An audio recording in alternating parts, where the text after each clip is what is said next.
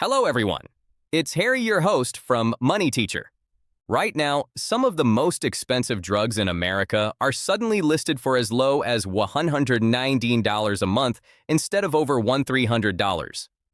We're here this evening to celebrate the launch of one of the most transformative healthcare initiatives of all time. There's never been anything like it. Starting tonight, dozens of the most commonly used prescription drugs will be available at dramatic discounts for all consumers throughout a new website. It's called TrumpRx.gov. That's TrumpRx.gov. But here's the big question. Will this actually lower your costs? Or is this mostly headline pricing that won't change what you pay? Because once you understand how this really works, you may look at your next pharmacy bill very differently. What is TrumpRx? TrumpRx is a new government-backed website that lists discounted prescription drugs. But here's something important. It does not sell drugs directly. Instead, it acts as a central hub.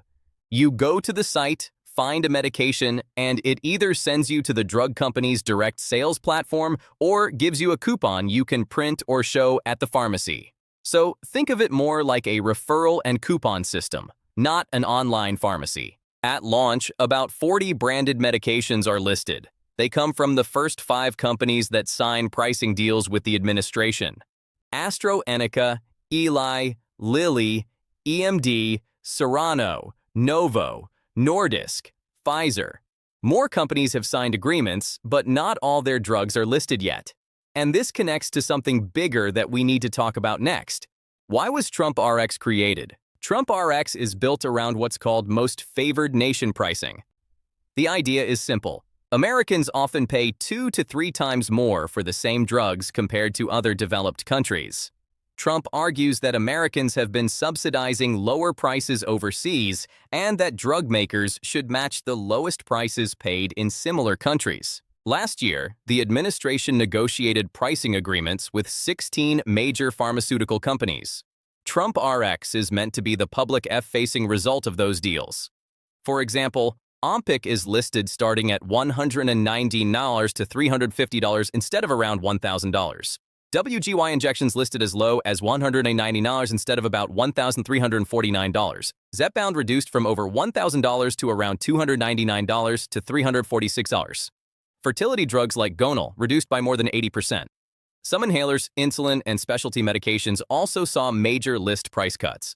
On paper, those are dramatic reductions. But here's where things get more complicated. Who could actually benefit? This is the part that really matters for you. Most Americans get prescription drugs through insurance. If you have Medicare Part D, employer coverage, Medicaid, or private insurance, you usually pay a copay, not the full list price. And here's the key. TrumpRx purchases are typically cash pay. That means you may have to pay out of pocket. It may not count toward your deductible. It may not count toward your out-of-pocket maximum.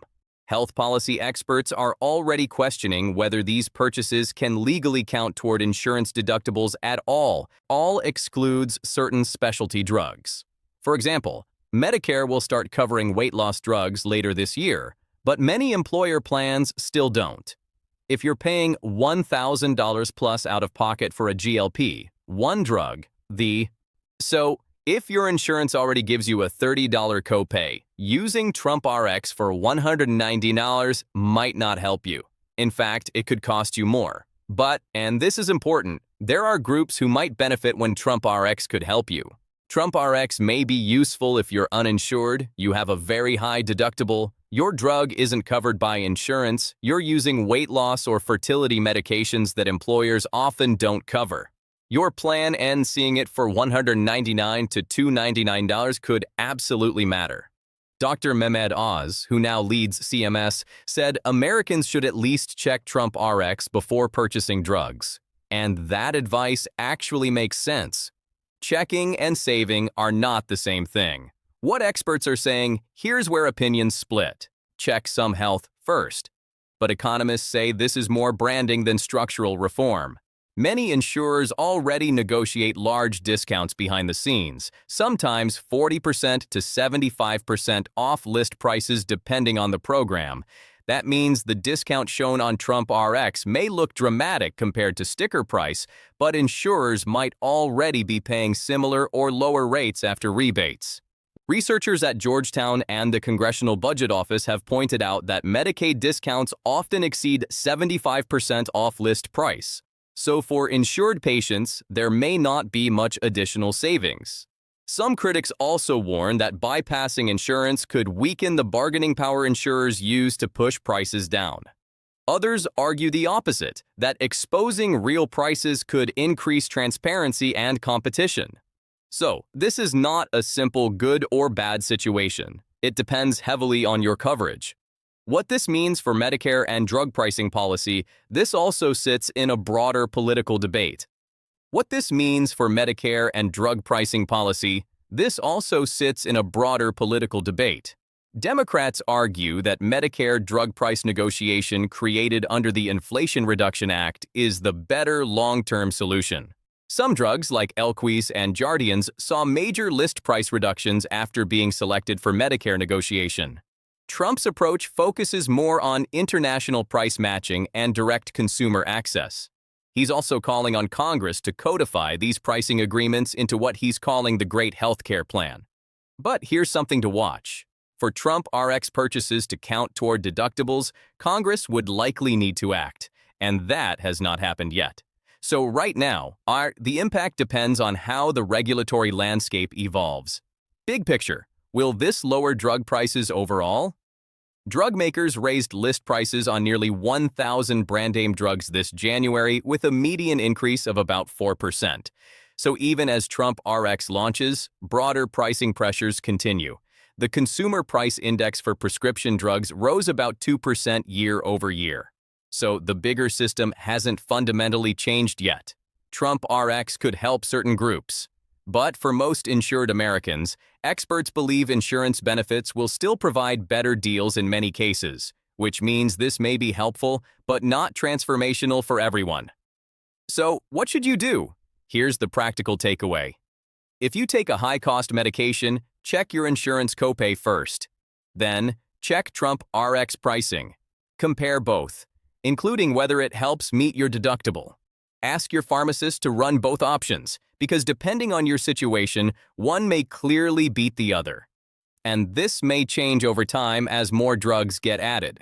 So now I'm curious, if you looked up your medication and saw a huge discount listed, would you feel comfortable paying cash outside your insurance? Or would you rather stick with the system you already know, even if the sticker price looks higher? What this means for Medicare and drug pricing policy, this also sits in a broader political debate. Democrats argue that Medicare drug price negotiation created under the Inflation Reduction Act is the better long-term solution. Some drugs like Eliquis and Jardiance saw major list price reductions after being selected for Medicare negotiation. Trump's approach focuses more on international price matching and direct consumer access. He's also calling on Congress to codify these pricing agreements into what he's calling the Great Healthcare Plan. But here's something to watch. For TrumpRx purchases to count toward deductibles, Congress would likely need to act, and that has not happened yet. So right now,